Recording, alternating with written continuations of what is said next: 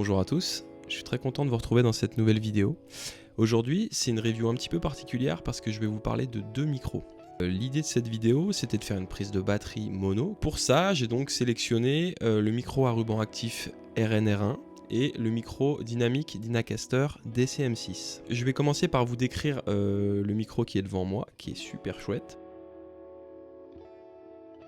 Le game changer sur ce micro là, c'est qu'il a un préampli intégré et donc ça c'est absolument génial parce que ça veut dire que par exemple typiquement sur une prise comme là un peu podcast ou voix ou vlog, ce que vous voulez, vous avez vraiment le choix d'activer ce préamp et sans forcer vous avez un gain vraiment au top. Ce préampli, ce qui nous intéresse c'est de savoir combien il nous apporte en termes de dB. Il nous apporte un plus 30 dB, ce qui est absolument énorme. J'ai fait bien sûr des tests sans et avec, et c'est le jour et la nuit. Donc évidemment là je l'ai activé.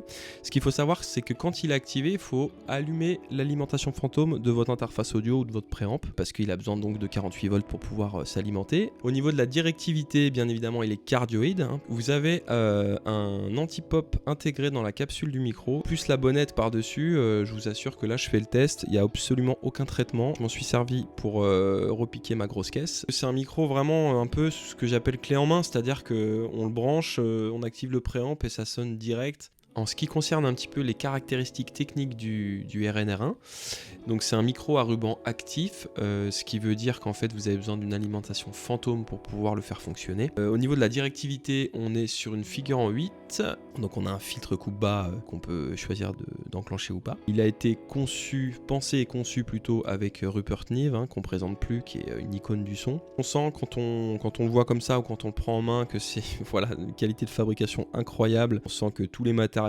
sont lourds, sont robustes, la capsule est immense, même esthétiquement il est magnifique ce micro je trouve. Ce qui est intéressant aussi sur ce micro c'est son niveau de dBSPL, c'est-à-dire le niveau de pression acoustique qu'il peut engendrer. La plupart des micros à ruban de cette gamme là sont à peu près sur cette plage là en termes de dBSPL, mais ils sont souvent aux alentours de 120-125 dB.